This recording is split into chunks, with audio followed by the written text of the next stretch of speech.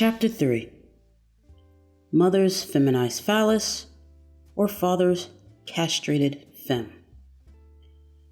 The title of this chapter is meant to suggest the distance between the alleged dominant mothers blamed in the psychological literature for causing transsexualism and the truly dominating medical/psychiatric fathers who create artificial women or femmes.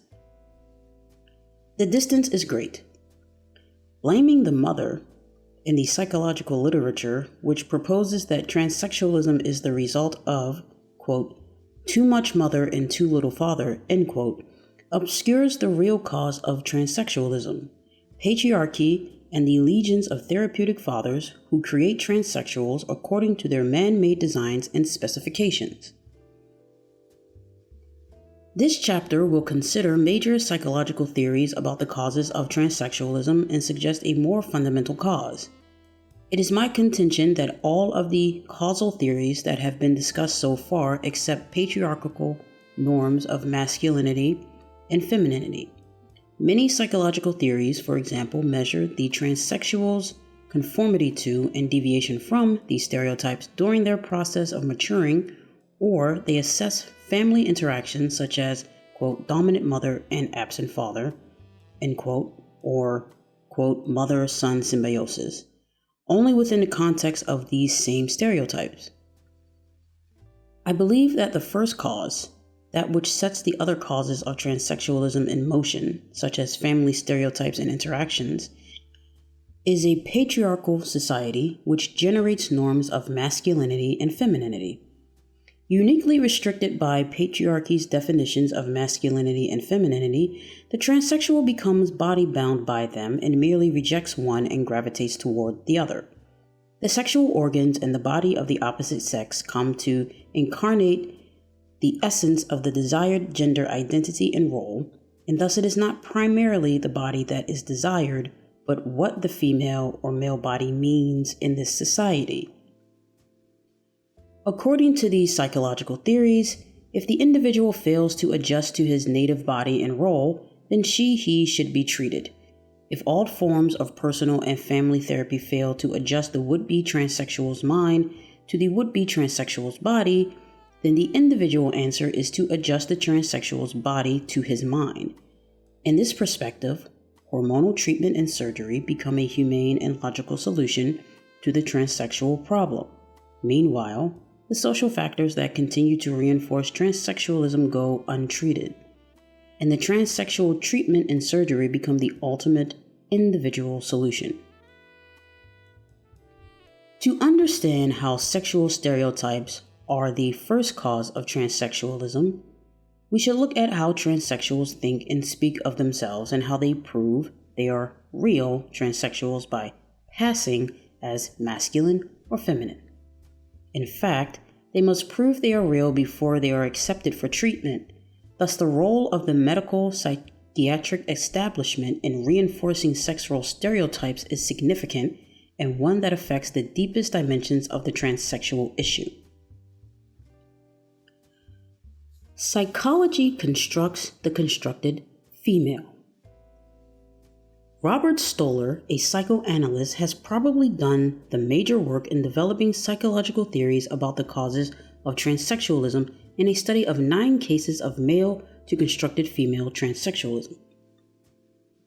Here, he develops his basic conditioning approach, which he refers to as, quote, mother's feminized phallus, end quote, or what can be more simply phrased as, quote, blaming the mother, end quote. In summary, Stoller attributes male transsexualism to a classic mother-child relationship that occurs within the context of a disturbed marriage.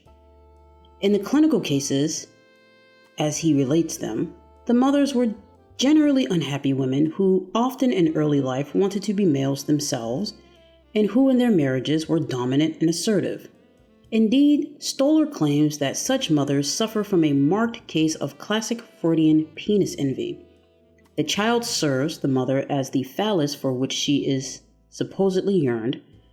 The child himself does not pass through the normal male formative stage of separation from the mother and consequent individuation. masculinity is not developed in the transsexual boy, and there is no fear of castration, which Freud posited as necessary to developing masculinity. Transsexuals' fathers were allegedly passive men who were consistently absent from the homes or, if present, were as good as absent. They exerted little influence on their sons and had practically no father-son rapport. Given this state of affairs, the mother turned to her son for continuing fulfillment, concentrating totally on him and encouraging the boy to identify with her and with her body by constant physical contact, involving continuous holding and touching, carrying, and cuddling. According to Stoller, given this extreme mother-son symbiosis, which sometimes lasted into prepubertal years, the boy began to feel that he was a woman despite the evidence of his senses that he was anatomically male. Having developed a core feminine gender identity in the early years of life, the boy cannot develop later on along culturally dictated masculine lines. Stoller sums up his evidence from the clinical case studies in this way. Quote, "The similarities of the findings are probably beyond coincidence. It appears, as has been noted often before in other males with strong feminine identifications, that the femininity of these males is the result of too much mother and too little father. These data do not point to a genetic, hormonal, or other physiological element significantly contributing to the boy's gender identity. My thesis, to be better tested in the future, is that the degree of femininity that develops in a boy and the forms it takes will vary according to exactly, not approximately, what is done to him in earliest childhood." End quote. Stoller goes on to state the importance of searching for detailed descriptions of these mother-son relationships. He emphasizes that while there are obviously males who have strong symbiotic relationships with their mothers in early childhood and who do not emerge as transsexuals, the quality of the symbiotic relationship was quite different in the non-transsexual cases. Here, the mother probably did not have the same kind of physical relationship with her male child. And as Stoller does relate, in detail, in case study after case study, the physical interaction of mothers and sons. Sons who were permitted to sleep with their mothers well into pre-puberty, sons who had visual and tactile access to their mothers' bodies up to a relatively late age, as well as mothers and sons who were continually in each other's presence in other ways. The fathers of these boys were weak, passive, and distant, and fatherly influence was usually absent in all ways. Most of these marriages were held together in name only. Divorce was rare in transsexual families. However, although parents existed under the same roof, the marriages were sexless and generally emotionally empty. In his latest book, The Transsexual Experiment, Stoller also reveals a study of 10 cases of female transsexuals. While there are differences between male and female transsexuals, Stoller again focuses on blaming the mother. The female infant who lacks feminine graces and is not cuddly has a mother unable to show any emotional tone due to depression. Again, the father is rather passive and has little or no emotional rapport with his wife and child. As a result, the girl is used by both parents as a father substitute to alleviate the mother's depression. Her acting out of masculine characteristics is encouraged by both parents and becomes self-perpetuating as a sense of masculine identity. Blaming the mother appears in theories beyond even the psychological realm. Quote, "Typically, the mother keeps this male infant to herself. She gratifies his wishes instantly whenever possible. She enjoys and encourages actions which keep the child close to her and discourages attempts to move away.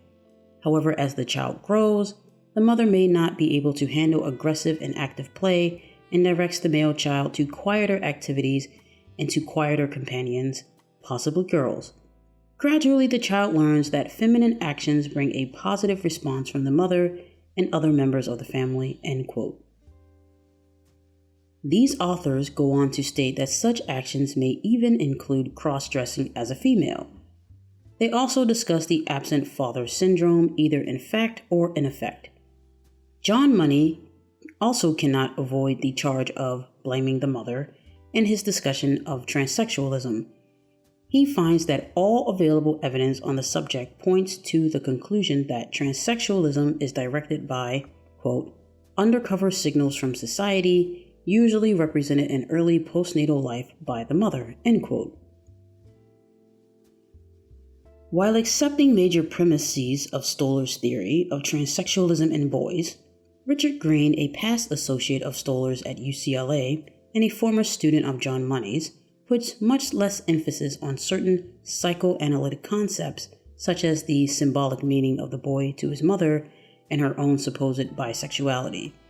Green gives more weight to peer group interaction, thus his work, while certainly being primarily psychological, acknowledges socialization factors outside of the intra-family sphere.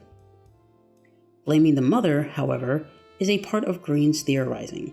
He agrees with Stoller that a mother's response, physical contact, perceptions, and time given to her son often contribute to transsexual development. The father again is an absent figure, and as the son's feminine proclivities develop, alienation between father and mother increases.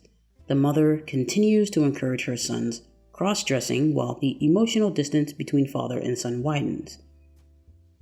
Green is also sympathetic to biological causes.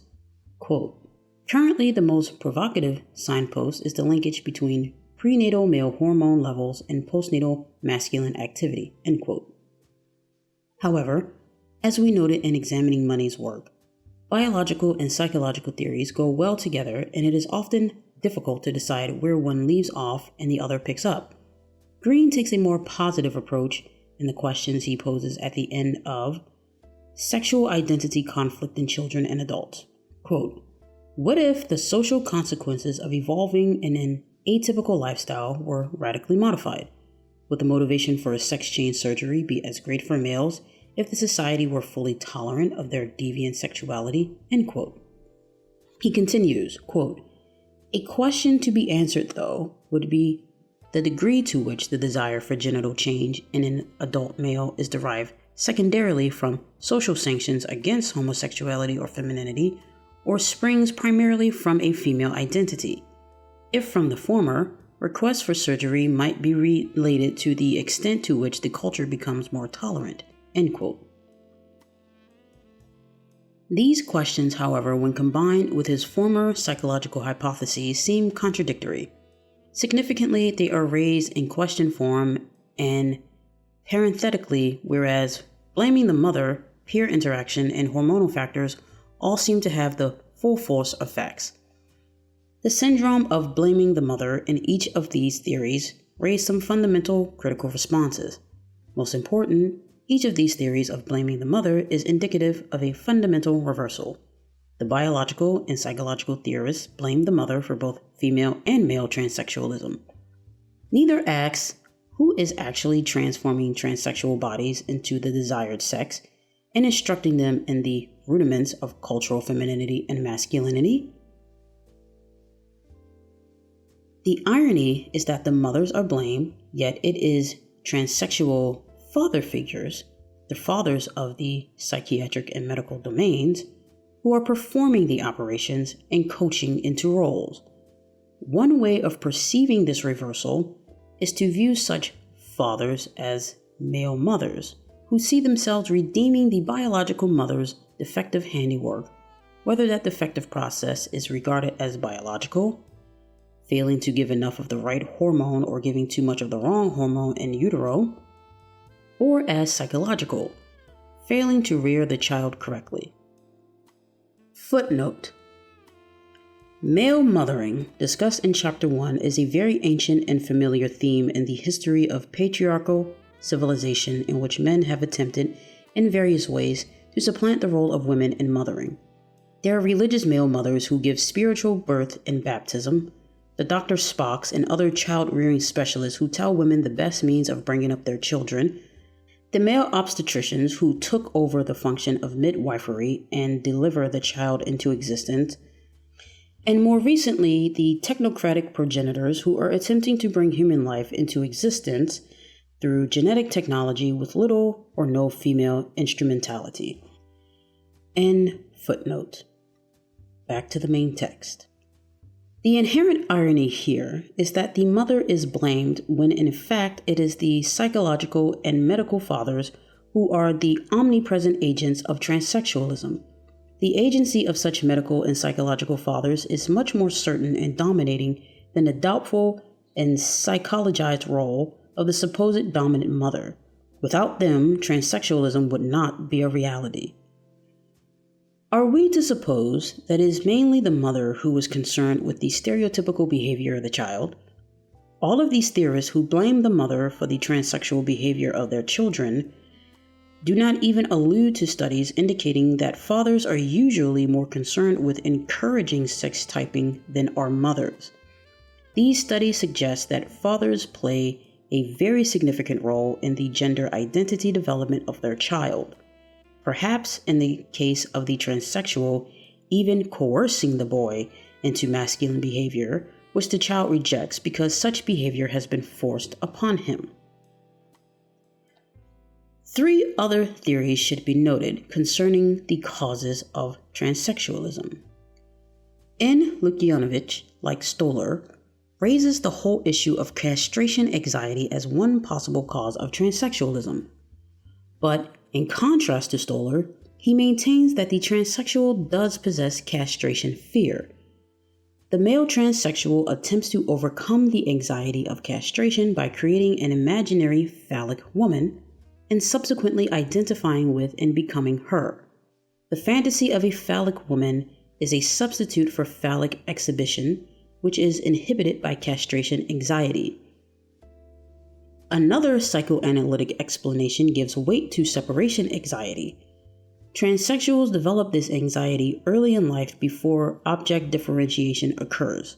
Quote, "To alleviate this anxiety, the child resorts to a fantasy of symbiotic fusion with the mother. In this way, mother and child become one and the danger of separation is nullified.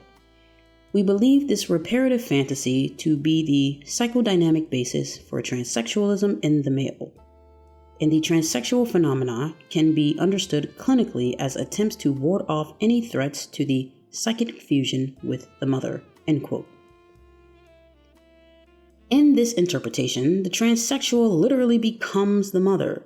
To sustain this fantasy, he attempts to reverse his anatomical sex. Ovesey and Pearson cite clinical evidence to support this causal hypothesis and distinguish between transsexuals' first experience of cross-dressing as opposed to a transvestite's. The transvestite often experiences sexual excitement in cross-dressing. For the transsexual, however, the mother's clothes, quote, "are a symbolic representation of the pregenital mother. Wearing them, he reestablishes the early symbiotic relationship with her. It is no surprise, therefore, that a frequent adult transsexual fantasy is of mothering, particularly mothering a girl child." End quote.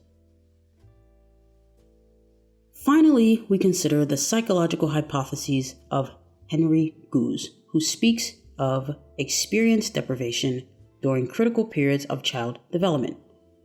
Goose thinks that, as a rule, boys will psychologically develop in a feminine direction unless a male model is present in some way. Quote, "Thus a boy child is superficially more like a girl child or a woman until he reaches pubescence." End quote. Note the parallel here to prenatal biological male differentiation in the sense that all fetuses are originally female until androgen activates the male morphological development. Goose seems to be saying that nature's disposition is to orient genetic males in a female behavioral direction until male role model influence is added. Thus, as Goose reiterates, quote, "I should like to hypothesize that during the periods when a boy child is least developed in the masculine direction, he needs both contact and identification with a male in a manner that is not exploitative." End quote. The same holds true for girl children, except that girls escape the severe gender problems on the whole that occur in the male. In examining the various theories of psychological causation, one factor becomes very evident. All of them measure the degree of conformity to culturally defined norms of masculinity and femininity. In most of these theories, male transsexuals who were feminized and failed to become masculine were assessed by prevailing norms of masculinity and femininity. The psychological literature obviously regards this as not only deviant behavior, but as undesirable for healthy male development. A negative judgment is attached to so-called feminine qualities expressed by boys and men. The stereotypes, the cultural norms of masculinity and femininity themselves are never criticized. If the stereotypes themselves are not confronted but are only frowned upon when acted out by persons of the wrong sex, the origins of transsexualism will be individualized and psychologized. What will go unexamined is patriarchy's norms of masculinity and femininity, and how these norms, if allowed to contain persons within such rigid boundaries, may generate such a phenomenon as transsexualism. Transsexualism and sex role stereotypes. It is important to examine the web of patriarchally prescribed stereotypes that surround all facets of the transsexual issue. The way transsexuals speak about themselves and the reasons they give for wanting surgery, the accounts of family interaction, the gender identity clinic requirements that prescribe passing as masculine or feminine to prove transsexual status, psychological advice and treatment of adjudged child transsexuals, and testimony from acknowledged experts in the field regarding stereotypical behavior of transsexuals.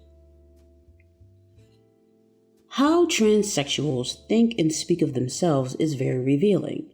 In preparation for this writing, I personally interviewed a sampling of 15 transsexuals.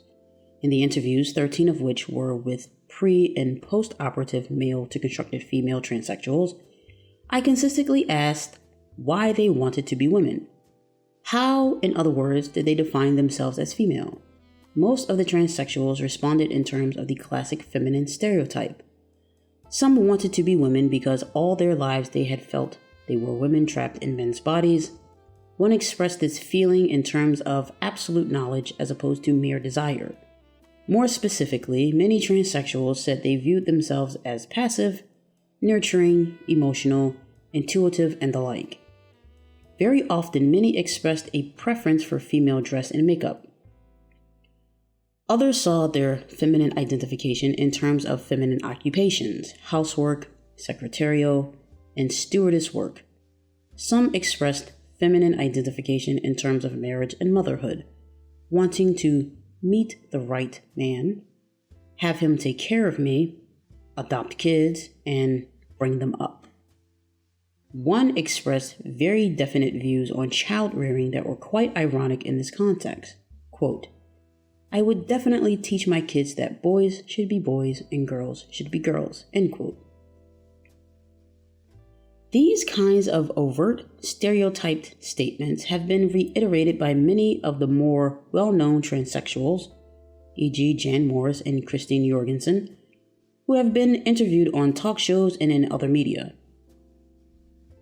Alan Raisden, in the process of undergoing hormonal treatment in preparation for surgery, states, quote, "When I was a child, all I could think about was the girls' clothes and parties and things, and that I didn't like sports and fighting and things like that," end quote. He added that women are more emotional and sensitive, men are more cold and insensitive, men play more active roles, usually, he said, and called himself passive. Paula, formerly Paul Grossman, has sketched a similar portrait of himself. Previously married and the father of 3 children, Grossman recently lost a test case in the New Jersey courts to post-operatively retain his former public school teaching status. According to a newspaper reporter, quote, "In many ways, and in the traditional sense of the word, Paula Grossman is extremely feminine. She is proud of her impressive bust line, a result of her monthly hormone shots. She has her hair done regularly at a beauty shop and wears bright red lipstick and matching nail polish. I only wear eyeshadow at night. She prefers dark sleeveless blouses with a single strand of pearls worn with tailored skirts. Her favorite shoes are Mary Jane's size 13, end quote. Sexual objectification becomes a recurring theme also in the interviews and case studies. A male prisoner who requested a sex change operation revealed his stereotype of femininity to be at this level, quote, "I have this problem, like all women do, I flirt a lot," end quote. For others, prostitution becomes related to their new feminine status. Many, in order to pay the medical costs, turn to this source of income. Footnote: recently, a male-to-constructed female transsexual charged with prostitution had her case dismissed in New Orleans. It was found that she had been a man, and in Louisiana, only natural-born women can be convicted of prostitution. End footnote. Back to the main text. Quote, "Frequently, they cannot get jobs as women or cannot keep them. The street becomes the breadwinner and the principal place of social contact," end quote. Several transsexuals in my own survey were prostitutes both before as well as after their operations. It is significant that very little of the transsexual literature has highlighted the stereotyping problem as either causally or therapeutically important. Very little notice has been paid to the fact that most transsexuals conform more to the feminine role than even the most feminine of natural-born women. One of the few exceptions to this is Thomas Kondo's study, Sex Change, the Achievement of Gender Identity Among Feminized Transsexuals.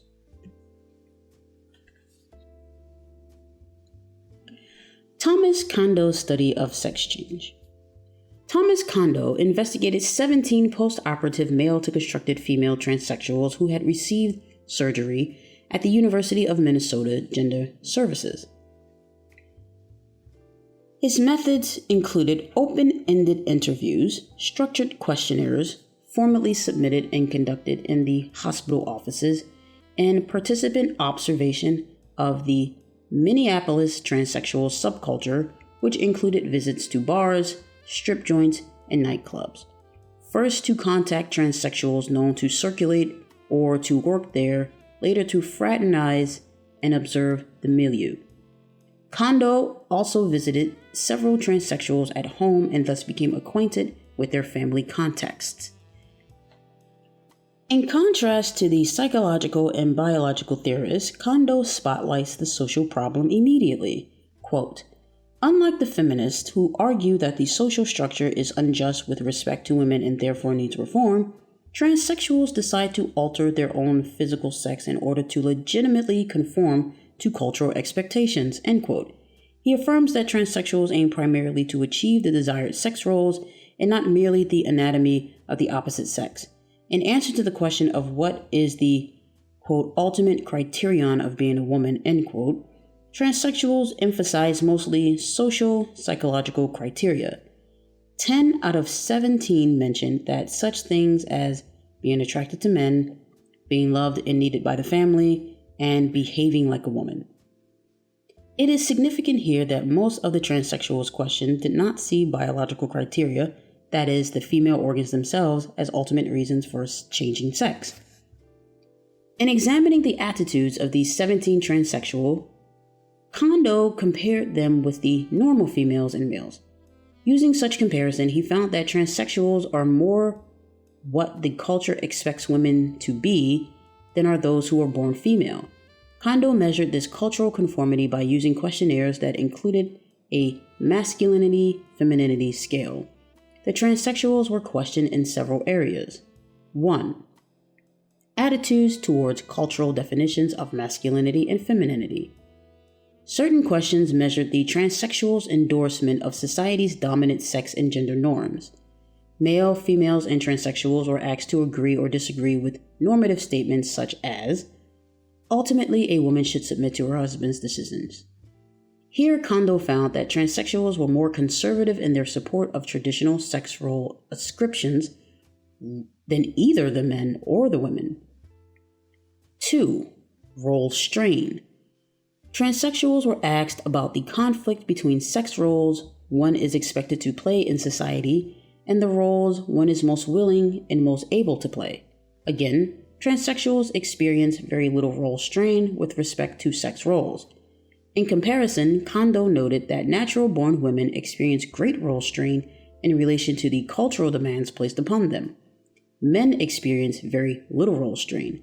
Thus, although transsexuals acted out a feminine stereotype that was more feminine than most women, they were more like men in not experiencing much role strain. These are interesting observations when compared to female to constructed male transsexuals. Although female to constructed male transsexuals conform to many aspects of the masculine stereotype, in childhood they had no girlish interest or were tomboys, etc., a study of 5 female to constructed male transsexuals revealed some significant data. Money and Brennan found that, as compared to normal males, only 2 patients obtained an average rating for masculinity. The other 3 were rated less male-like in their responses than the normal male. Although this writer interviewed only 2 female to constructed male transsexuals, my assessment was that they were much less masculine than were the male to constructed females feminine.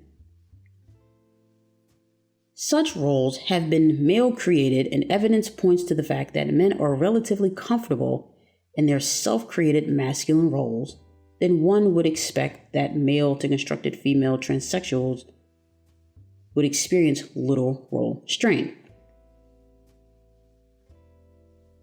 A person experiences role strain only if she or he has a self that is separate from the role. Put differently, role strain can be a healthy phenomenon. Using Peter Berger's definition of alienation as, quote, the process whereby the dialectical relationship between the individual and his world is lost to consciousness, end quote. We might say that men and male to constructed female transsexuals are most alienated. They become the role, and in doing so lose their individuality and self-definition. Berger's use of the word alienation, of course, is different from that of some existentialists who regard alienation as a basic split with the norms and mores of a culture. However, Berger's definition seems more adequate in understanding the deeper meaning of alienation. That is, quote, the individual forgets that this world was and continues to be co-produced by him, end quote. Women have not been so quick to forget that society has been created by men, and it is noteworthy that female to constructed male transsexuals have also had a difficult time forgetting, at least to some extent. A sampling of some of the statements of Kondo's interviewees bears out this strong role conformity of male to constructed female transsexuals. Elizabeth says, I feel that everything should be distinctly masculine or feminine. My boyfriend has to look like a real man. Eleanor says, the ultimate criterion of being a woman is being a good wife, being able to make a man happy. Mary Jo says, I feel that a man should make more than a woman. This latter statement contradicted many of my own interviews where the equal pay for equal work ethic was generally subscribed to, not for any feminist reasons, but because of the economic straits in which many transsexuals found themselves. 2 transsexuals in my survey, R and S, were willing to join Women's Lib only to this point.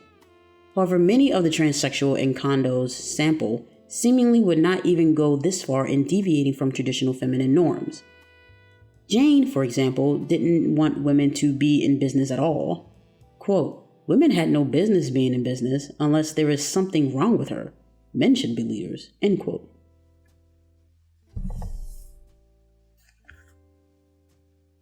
Kondo makes the important point also that for transsexuals, most feminine socialization is anticipatory. Little post-operative coaching into feminine mannerisms and etiquette is required. One transsexual in Kondo's study passed so effectively as a female that even her husband did not know. Not even the sex act betrayed her true identity. An occupational breakdown of Kondo's sample revealed that among 17 transsexuals interviewed, 4 proudly proclaimed being housewives and nothing but housewives. Of those who worked outside the home, most had stereotypical feminine jobs. Secretary 3, waitress 1, dancers 4, hairdressers or beauticians 2, actresses 2, university-affiliated research scientists 1. As John Money has admitted, quote, most transsexuals embrace this stereotype of their identity, even a person as sophisticated as Jan Morris, end quote. Transsexuals cling to the conventional stereotypes. They seek only the right to exchange one stereotype for another. Yet, as we have seen, Money does not follow through on this insight. He continues to encourage transsexual role behavior, which requires pre-operative transsexuals to pass as feminine before they can be admitted to surgery. Kondo has evolved a typology of transsexuals that breaks down into 4 categories. Housewife type. Overwhelming orientation to straight, middle-class values and living. Show business type. Include strippers, dancers, prostitutes. Aspiring housewife type, and career woman type. My own data, as well as that of others, supports this breakdown. The 3 factors most important to the transsexuals in Kondo's study were marriage, non-employment, and passing. All male to constructed female transsexuals shared middle-class ambitions as well as an exhibitionistic tendencies. These findings confirm my own interview data, particularly the factor of exhibitionism. Those male to constructed female transsexuals I interviewed were only too happy to talk with me about all of the details of their transsexual odyssey, including a live demonstration of the results of the surgery.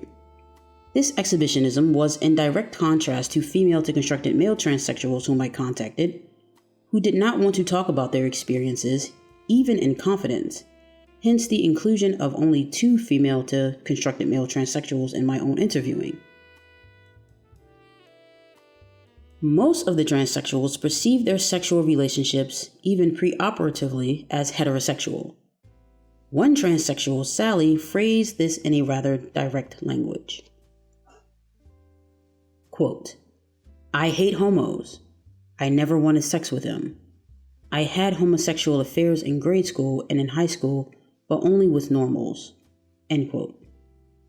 As Kondo summarizes, quote, transsexuals are reactionary, moving back toward the core culture rather than away from it. They are the Uncle Toms of the sexual revolution. With these individuals, the dialectic of social change comes full circle, and the position of greatest deviance becomes that of greatest conformity, end quote. Thus far, I have noted overt acting out of stereotype behavior by transsexuals.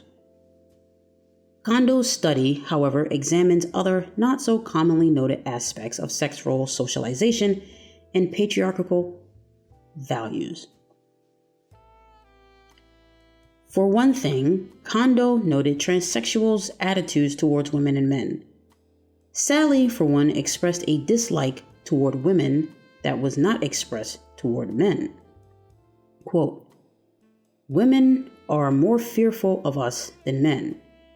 They fear that we'll be able to please a man better than they would, since we were men ourselves, end quote.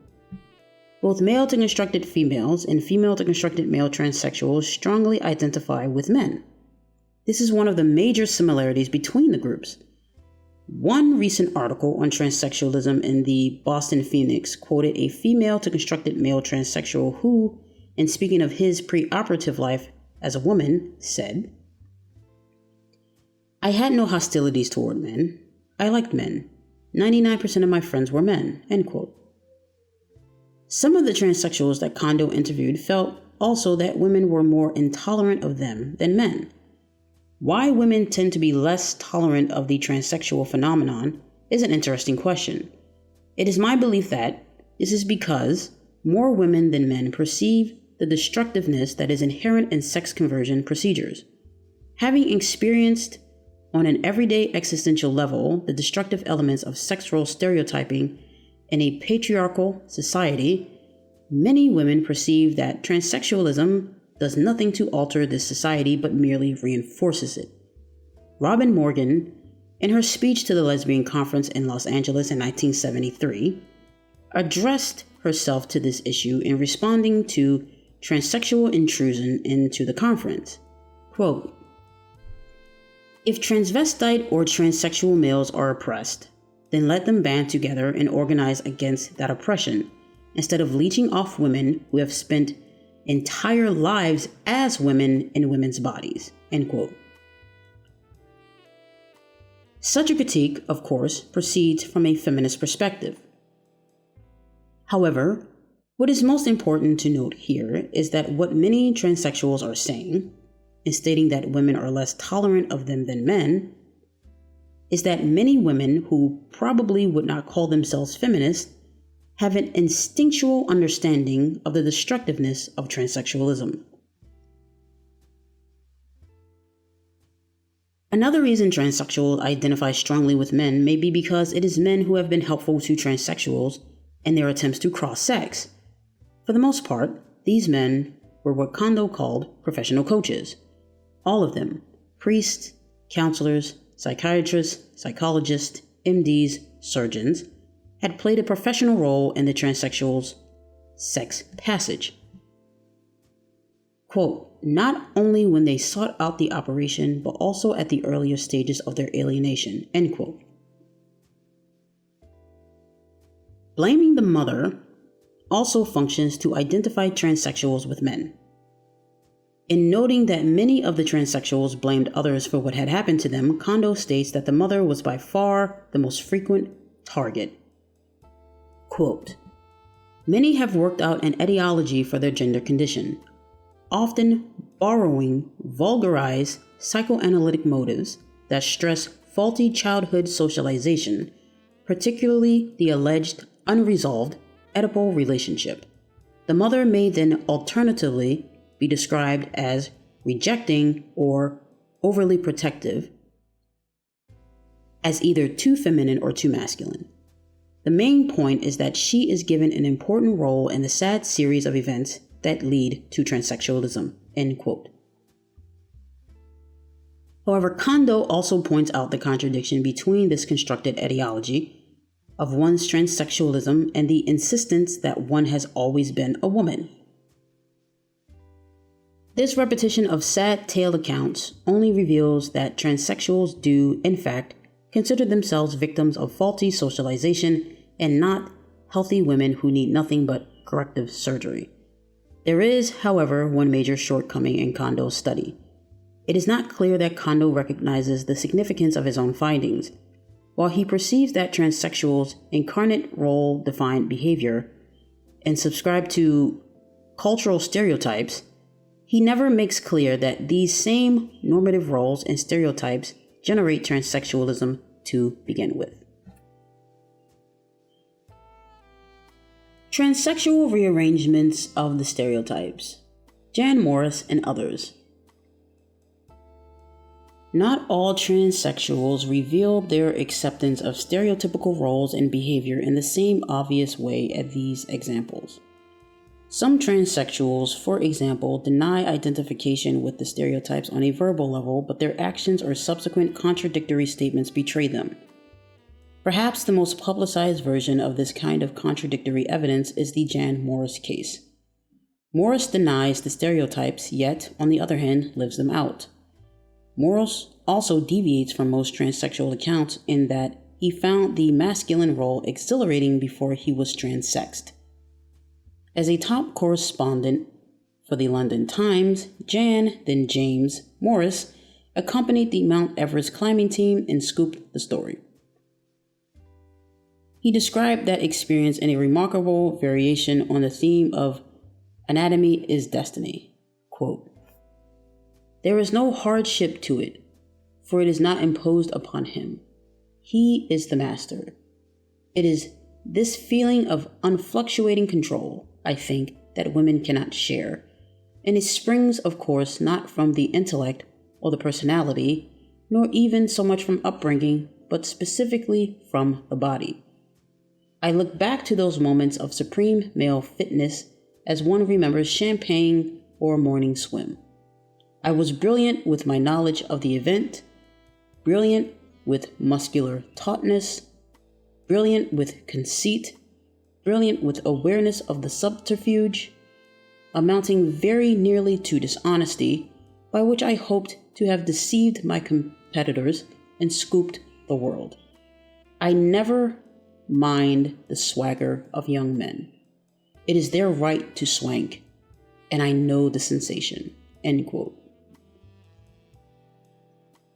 What such words basically illustrate is the contradiction between Morris's claim that he was always a woman and his quite overt reveling in his male body and masculinity. By the same token, if women cannot share such feelings of unfluctuating control, then how is it that Morris, who claimed to have always been a woman, who had no doubt about my gender since the moment of self-realization beneath the piano, while listening to his mother play Sibelius, could have experienced the sensations of supreme male fitness or muscular tautness and the swank and swagger of young men? Henry Goose's insight may be of some interest here. He notes that the male-to-constructed female transsexual in some ways puts masculinity on a pedestal. In doing so, he responds as if he were unworthy of this esteemed role.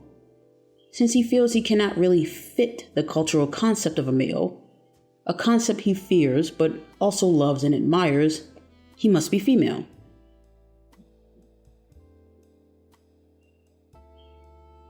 I would add to this that he must be a female in order to participate in what is basically a male heterosexual culture, and that the sex conversion surgery is his only entrance into this world that he basically loves and admires but doesn't totally fit into as a man. This also explains his repugnance against homosexuality, which would prohibit his fitting into the straight world. Furthermore, in order to identify completely with this world, he must identify with everything that men have defined this world to be, among which is the gender identity and role behavior of a woman. Thus, Rebecca West, in her view of Morris's conundrum, notes that the author sounds not like a woman, but a man's idea of a woman. And of course, this is what is basic to the whole cultural stereotype of femininity itself. That is, it is a male-imposed definition of femaleness. Footnote: Zelda Supley, in the same personal interview cited earlier, had an interesting insight, which applies in this context.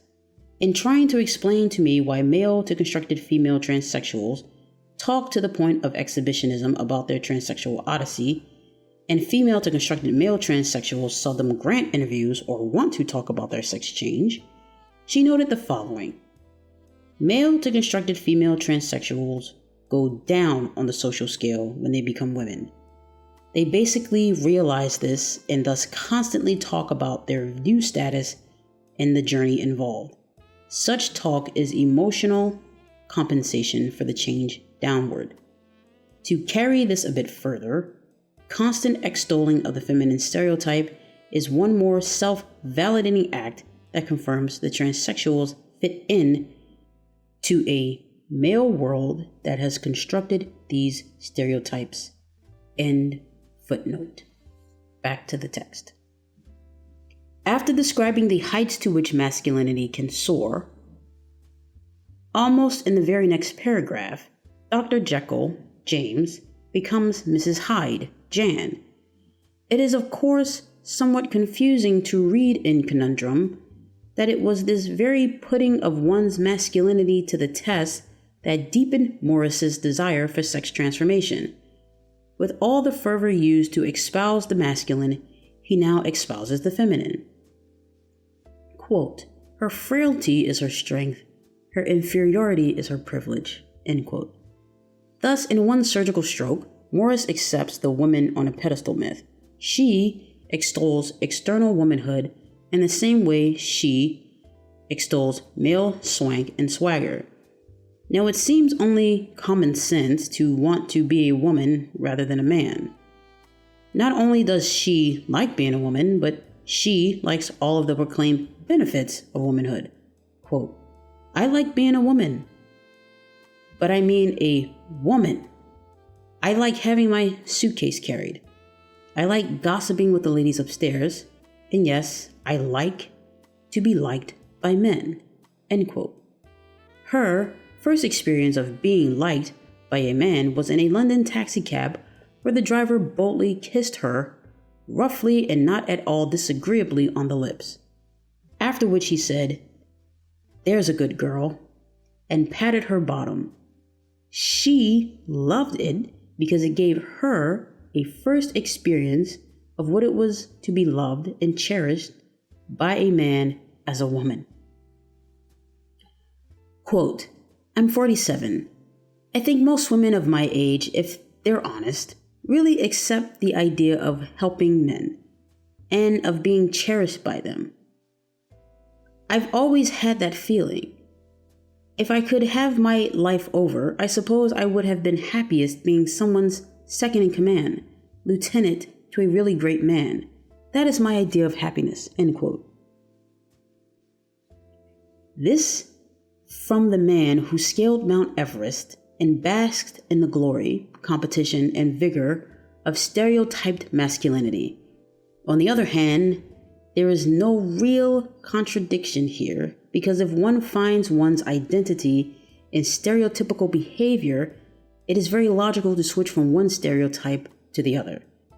As a final apparent contradiction, Morris adds a note of disdain for those who would treat women as inferior.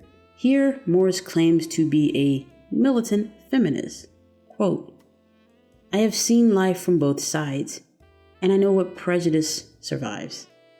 I know that by the very fact of my womanhood, I am treated in many petty situations as a second-class citizen, not because I lack brains or experience or character, but purely because I wear the body of a woman, end quote.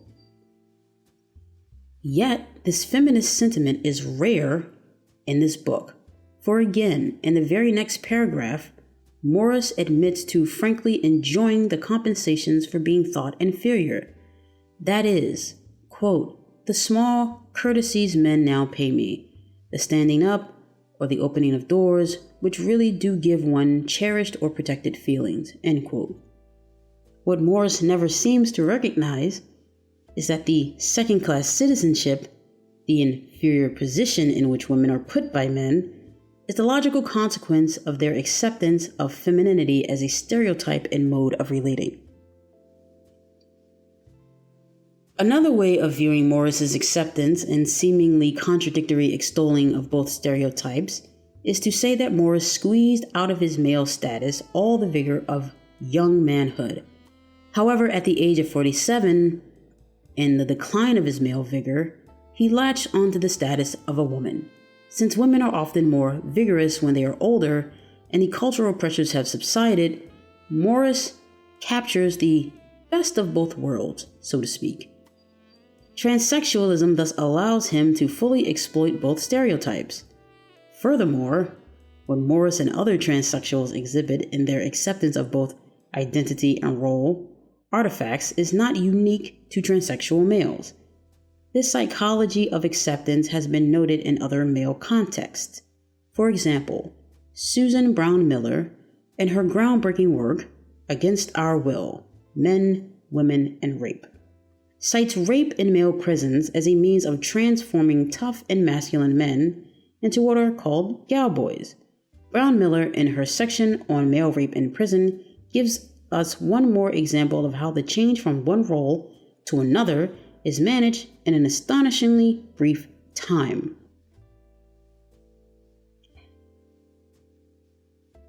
Precisely what Morris and other transsexuals depict in the most graphic way is the easy replacement of one role by the other.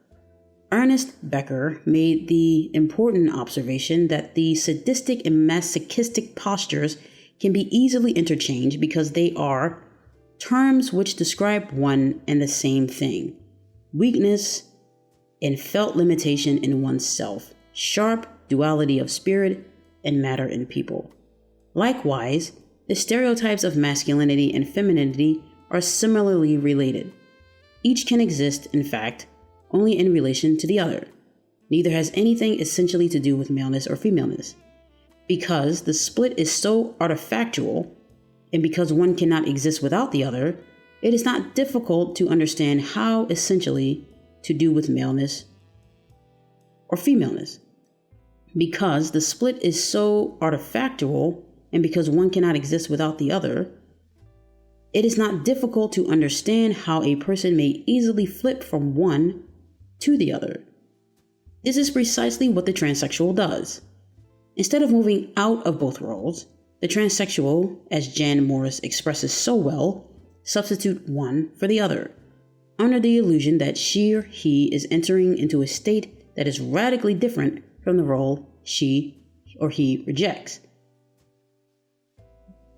And another recent example of the apparent contradictions that Jan Morris represents is described in an article that appeared in the Gay Community News, reporting on 3 male to constructed female transsexuals, Carolyn, Heather, and Sandy. Most of the questions that were asked in this interview seem devised to judge the degree of stereotypical identification of the 3 with dominant feminine norms. The contradiction in Carolyn's statements about sex role stereotyping is fairly obvious.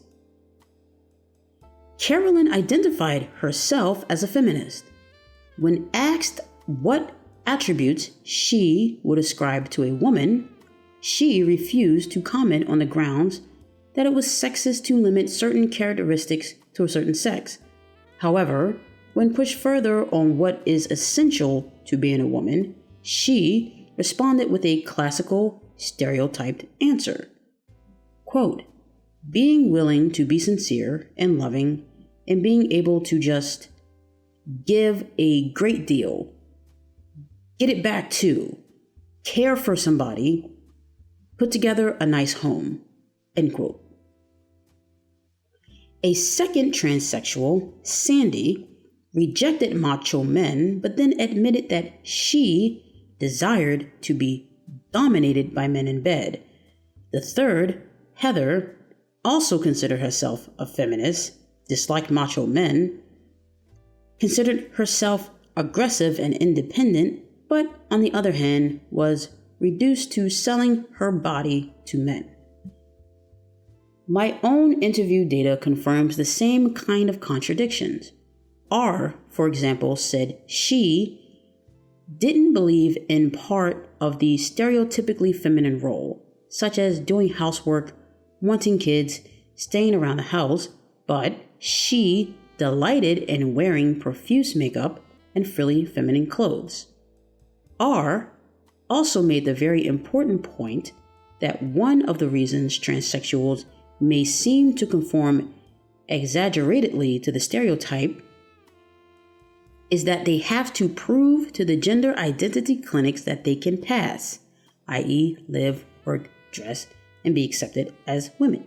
This, of course, raises the significant issue of to what extent the medical and psychiatric professions contribute, perpetuate, and reinforce the stereotyping syndrome.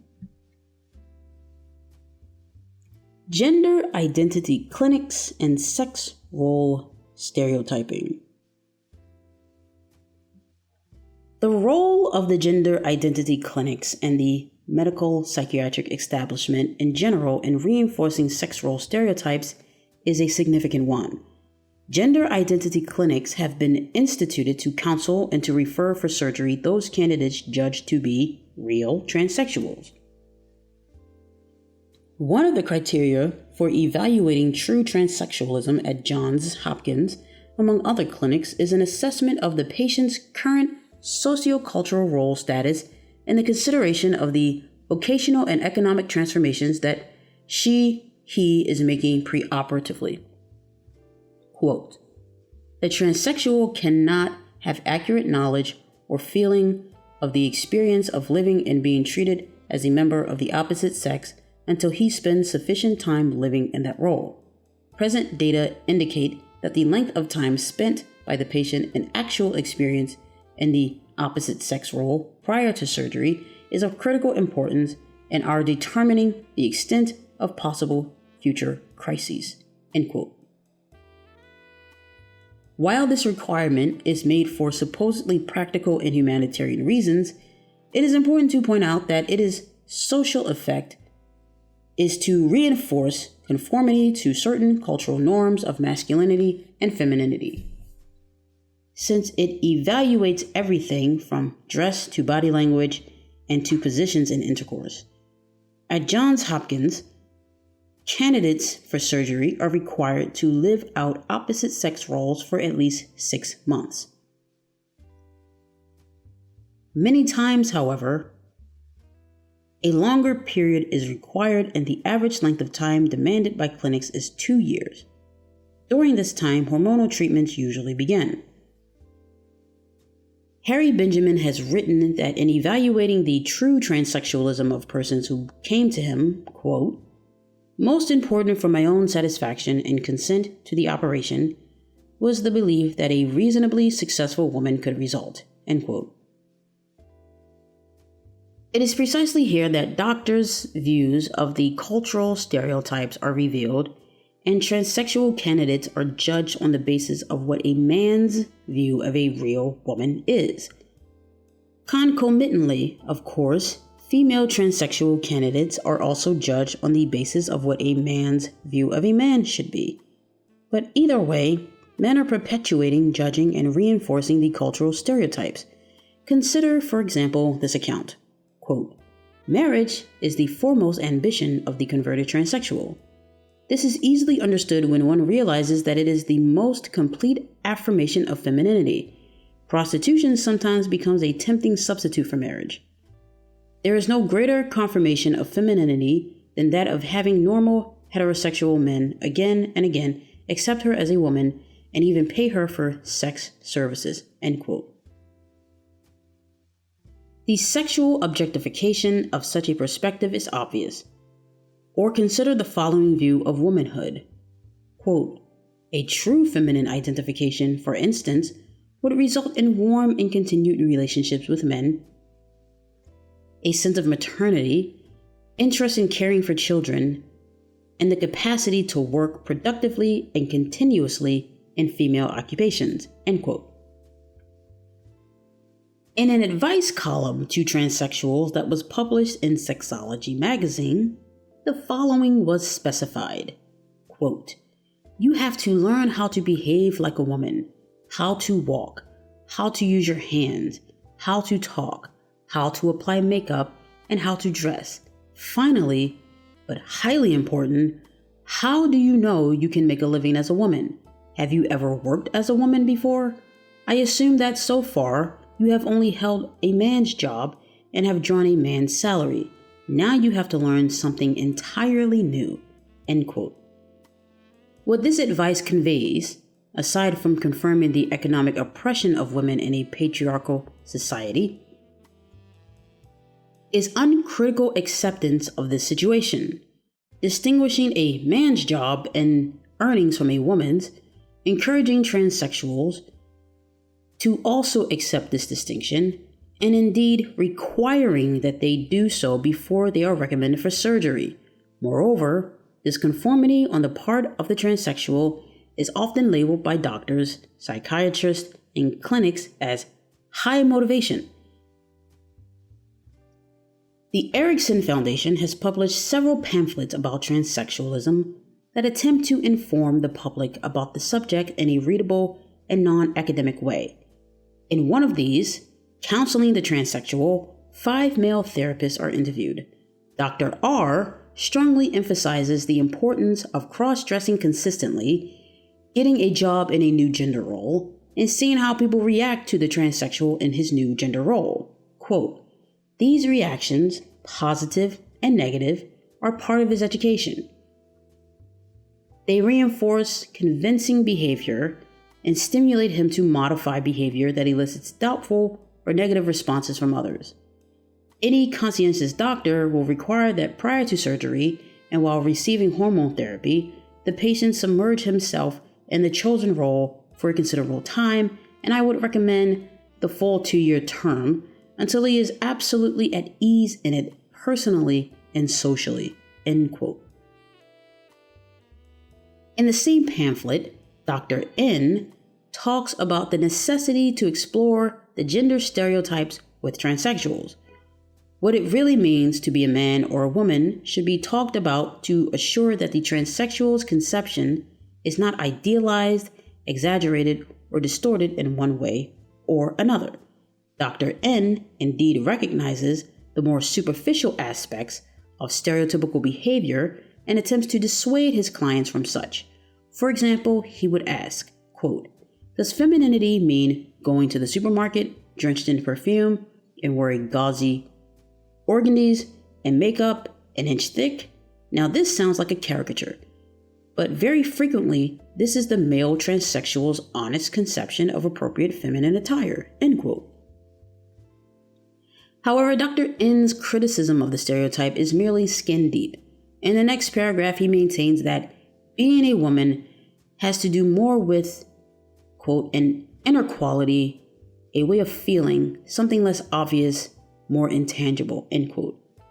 The web of stereotyping is woven also on the hospital ward following surgery. A nurse's account of the transsexual patient after surgery advises that nurses should serve as feminine role models for transsexuals, and that indeed it may be the demeanor of nurses and their interactions with transsexual patients on the ward that is most important to the future post-operative transsexual. Quote, "The nurse who is comfortable with her feminine role can be non-threatening female role model for her patient. The nurse can offer the way she walks, talks, sits, and dresses as a resource for her patient." End quote. Here, of course, we have the ultimate form of sexual oppression. The woman herself becomes the funnel through which men's ideas of women are perpetuated and reinforced. What is most disconcerting is the treatment of what is termed childhood transsexualism. Here again, the roles of doctor, psychiatrist, and gender identity clinics in socializing young children, this time to the prescribed role of their anatomical sex, is disturbing. The Gender Identity and Research Program at UCLA is working with a number of pre-adolescent boys who are termed effeminate and are judged to have many of the childhood patterns described by adult transsexuals. Quote, "Young boys with normal male physical status who manifest feminine gender role behavior and verbalize a cross-gender identity are high risk for later adult sexual adjustment problems, e.g., transsexualism and homosexual conflicts." End quote.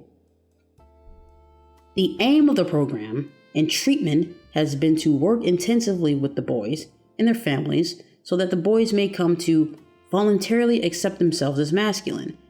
In an interim report, divulge the following treatment measures. 1. Development of a relationship of trust and affection between the male therapist and the boy. 2. Heightening parental concern about the problem so that the parents begin to disapprove of feminine interest and no longer covertly encourage them. 3. Promotion of the father's or a father's substitute's involvement in the boy's life. 4. Sensitization of the parents to the interpersonal difficulties which underlie the tendency of the mother to be overly close with the son, and for the father to emotionally divorce himself from family activities.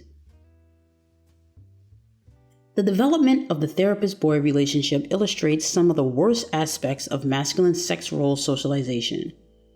The authors describe a 9-year-old boy whose feminine propensities began to look like a case of boyhood transsexualism. After 2 years of treatment, the boy began to emulate his male therapist.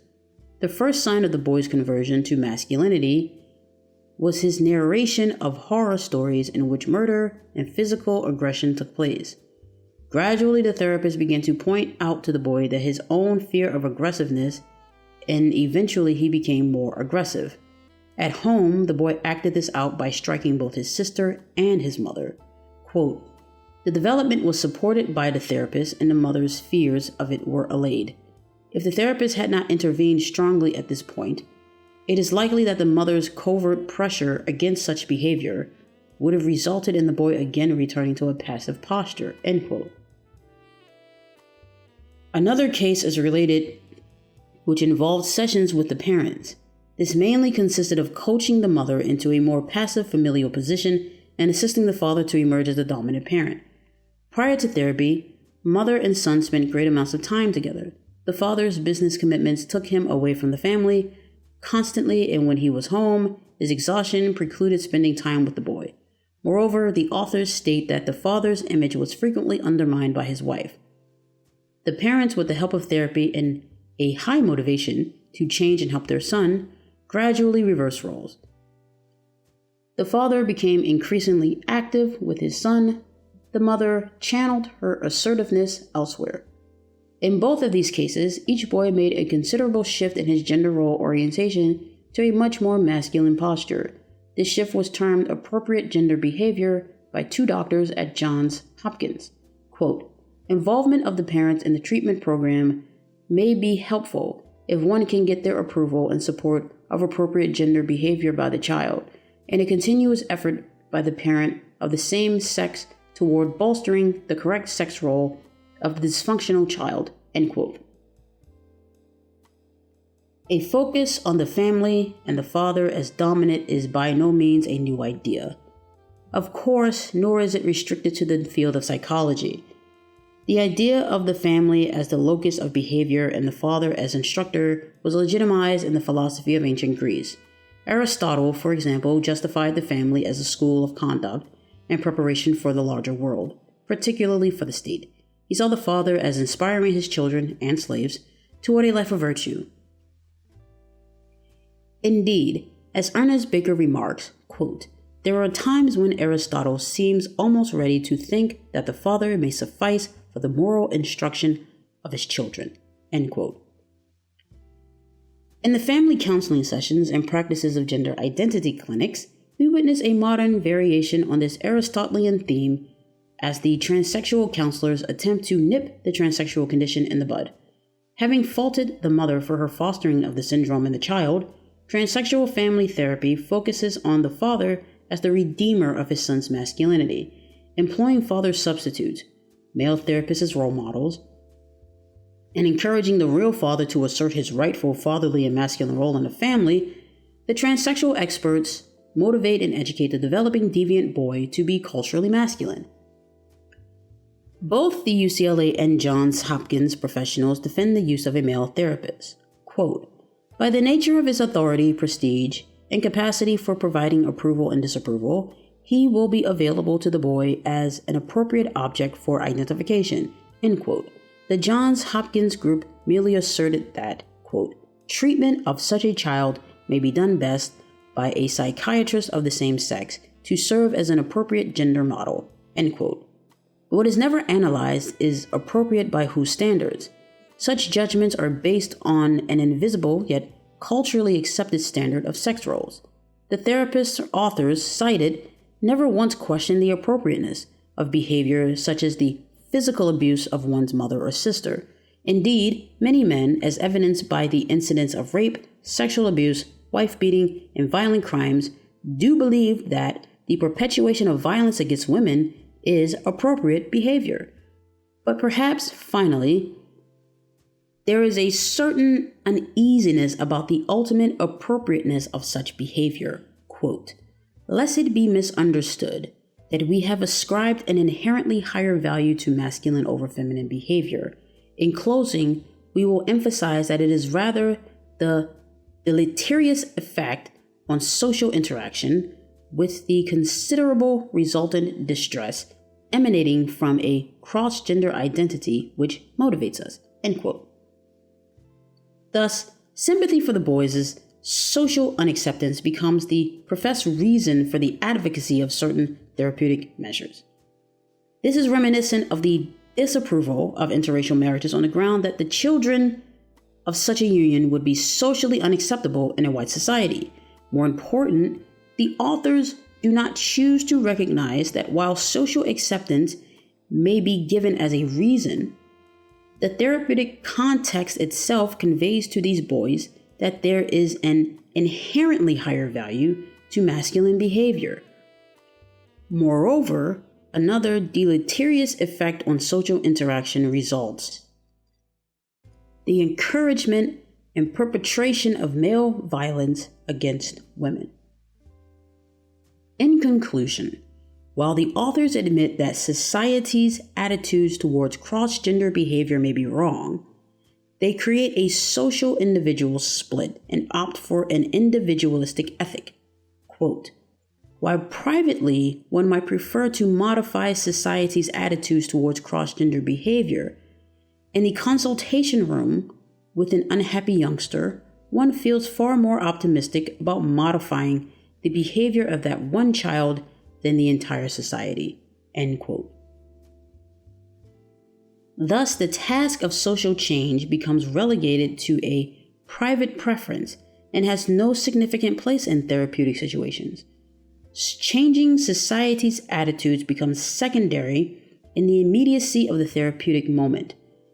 In the final analysis, it is imperative to note that what has been termed an individualistic or personalist position does not foster genuine individualism. The kind of individualism that transsexual therapy promotes is really an individualism that serves a role-defined society, and thus is more realistic to say that it is an ethic of social conformity.